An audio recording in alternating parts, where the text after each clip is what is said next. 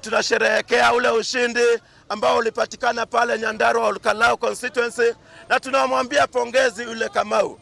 Yule Douglas Kamau ametimiza, yeye ndiye mbunge wa kwanza wa chama chetu cha DCP, na tutakaa nyuma ya kiongozi wetu yule ambao walimimpeach Rigathi Gachagua, tutakaa nyuma yake hadi mwisho. Pale wale vijana wa pale Olkalau waliweza kuchunga ile kura ya Olkalau, and the will of the people of Olkalau eventually prevailed. Tunataka kuwashukuru sana watu pale Olkalau vile walijitokeza kwa wingi na wakaamua ya kwamba hii serikali wakati wao umepitwa na wakati wao umekwisha.